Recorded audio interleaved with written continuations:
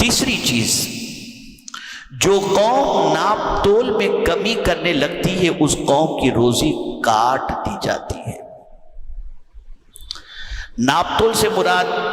گلے پر بیٹھ کر کے سامان تولنے والے کا ہی مسئلہ نہیں ہے، کپڑے والوں کا بھی مسئلہ ہے۔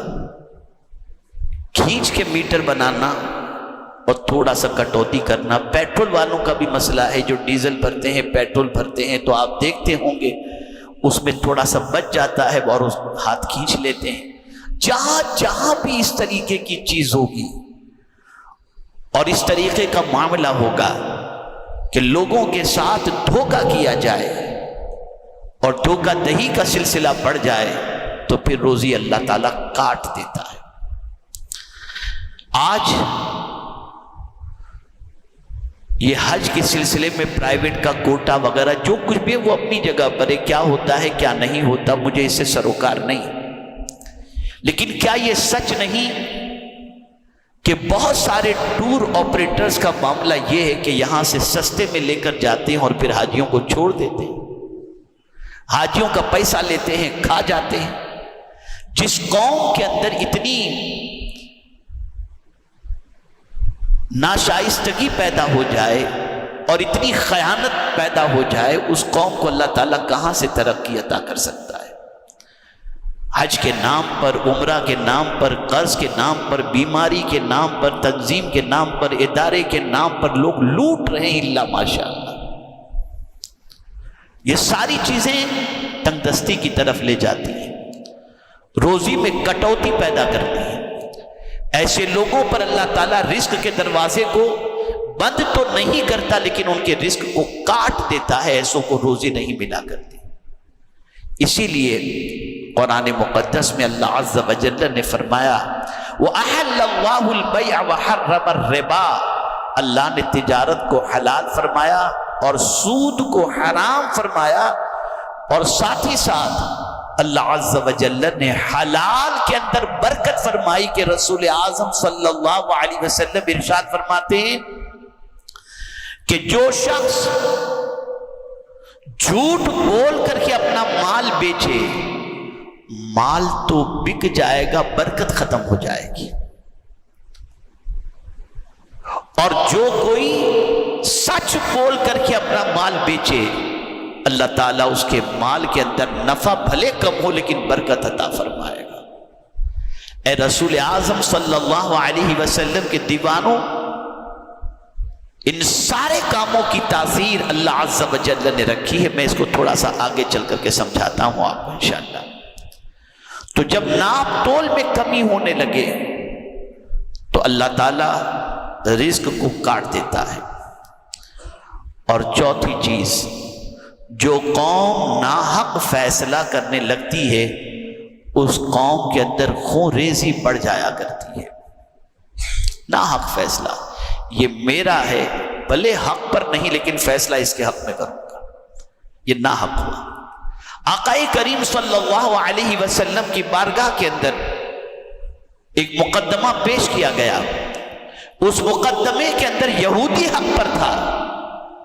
لیکن نام نہاد کلمہ پڑھنے والا حق پر نہیں تھا۔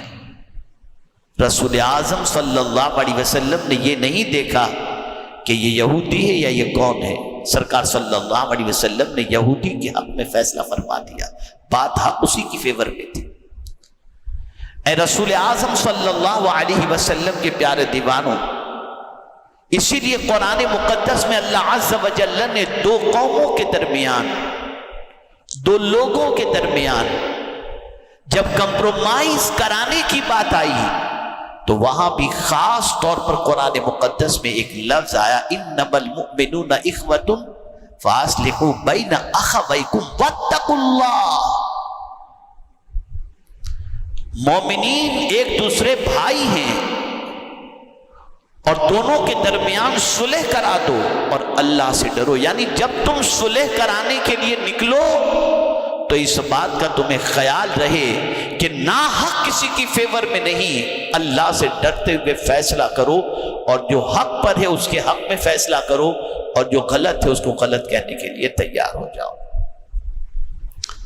میرے پیارے آقا صلی اللہ تعالی علیہ وسلم کے پیارے دیوانوں، آج فیملی کے اندر دیکھ لیجئے، میرج جہاں جہاں بھی ہو رہے ہیں، چند دنوں میں طلاق کی نوبت آ رہی ہے، اور فیصلے کے لیے بیٹھتے ہیں تو پھر وہی مسئلہ آ کر کے اٹک جاتا ہے کہ یار یہ اپنا قریبی ہے، اس کی بچی ہے، اگر کچھ بولیں گے تو خراب لگے گا، اس کا بیٹا ہے اپنا قریبی ہے، کچھ بولیں گے تو خراب لگے گا، کسی کے دوسرے مسائل پیدا ہو گئے تو اس کے اندر بھی یہ چیزیں آ جاتی ہیں۔ تو فرمایا گیا کہ جو قوم ناحق فیصلہ کرنے لگتی ہے اس قوم کے اندر خون ریزی بڑھ جایا کرتی ہے، قتل و غارت گری بڑھ جایا کرتی ہے۔ اس لیے جب بھی فیصلہ کرنا ہو حق پر، ناحق فیصلہ قطعی طور پر نہیں ہونا چاہیے۔ اب جو بات مجھے کرنی تھی، جس کے لیے میں یہ حدیث لے کر کے آیا ہوں، اس بات کو اچھی طریقے سے سمجھ لیں۔ آج ہم یہ کہہ رہے ہیں کہ دشمن غالب آ رہا ہے، ہم مغلوب ہو رہے ہیں، دشمنوں کا غلبہ ہوتا جا رہا ہے، ہم کمزور پڑتے جا رہے ہیں، ہماری پوزیشن دنیا کے اندر ایک کمزور ترین قوم کی حیثیت سے ہے، اور جو جب جہاں چاہے ہمیں پیروں تلے مسلتا ہوا نظر آتا ہے۔ کہیں تو مسلمان بالکل بے قصور ہیں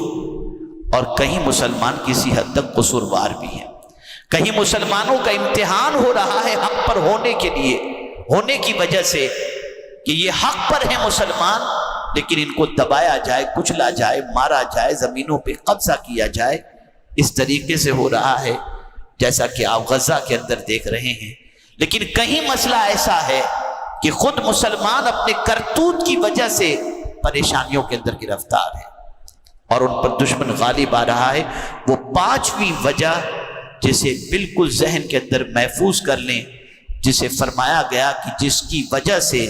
دشمن جو ہے غالب اور مسلط کر دیا جاتا ہے، یہ اللہ مسلط کر دیتا ہے دشمنوں کو۔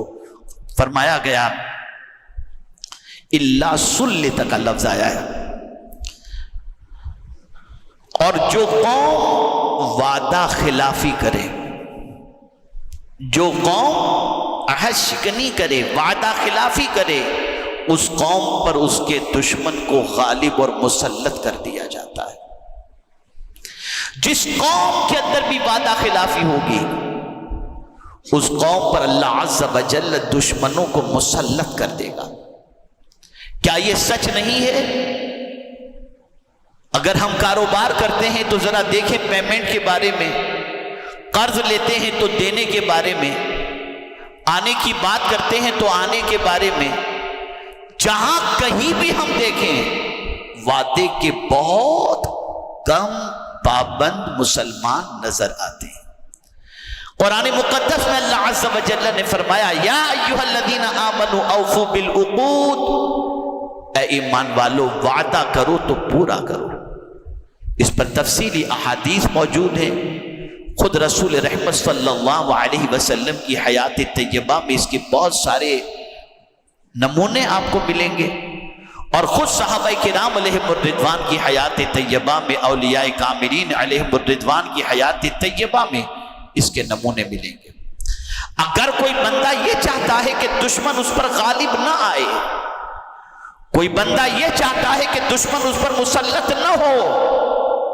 تو اس کی ذمہ داری بن جاتی ہے کہ وہ وعدہ خلافی سے بچے، وہ جب وعدہ کرے اسے پورا کرنے کی کوشش کرے، عہد شکنی سے بچے،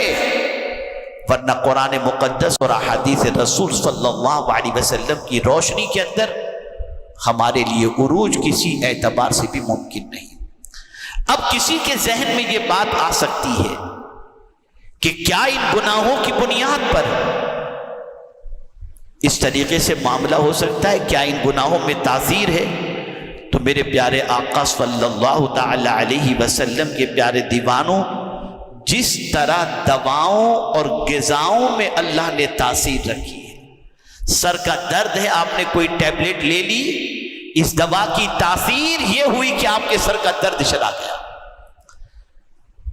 آپ کو چکر آ رہے تھے، آپ نے کھانا کھا لیا، غذا کی تاثیر یہ ہے کہ آپ کی کمزوری دور ہو گئی۔ تو جس طرح دوا کی تاثیر ہوتی ہے، غذا کی تاثیر ہوتی ہے، ایسے ہی میرے پیارے آقا صلی اللہ تعالی علیہ وسلم کے پیارے دیوانوں، عمل کی تاثیر ہوتی ہے، اور عمل کی تاثیر مسلم ہے، چاہے وہ زبان کے ذریعے ہو، چاہے کردار کے ذریعے ہو، چاہے اشارے کے ذریعے ہو، ان کی تاثیر موجود ہے اور اس کا اثر انسان پر ضرور پڑا کرتا ہے۔ اے رسول اعظم صلی اللہ تعالی علیہ وسلم کے پیارے دیوانوں، آپ دیکھیں زبان سے الفاظ نکلتے ہیں، آپ اگر گالی بکتے ہیں تو سامنے والا آپ کا دشمن بن جاتا ہے، یہ آپ کے لفظوں کی تاثیر ہوئی۔ لیکن اگر آپ سامنے والے سے نرمی سے اور دعائیں دیتے ہوئے بات کرتے ہیں تو سامنے والا آپ کا دوست بن جاتا ہے، یہ لفظوں کی تاثیر ہے۔ ایک رشتے میں بندھے ہوئے میاں بیوی، شوہر غصے میں آ کر اپنی بیوی کے لیے 3 الفاظ استعمال کر دیتا ہے، اس کی تاثیر یہ کہ زندگی بھر کے لیے جو عورت حلال تھی وہ 3 لفظوں کی تاثیر کی بنیاد پر ہمیشہ کے لیے حرام ہو جاتی ہے۔ تو جس طریقے سے غذا کی تاثیر ہے، دوا کی تاثیر ہے، ایسے ہی الفاظ کی بھی تاثیر ہے اور ایسے ہی اشاروں کی بھی تاثیر ہے۔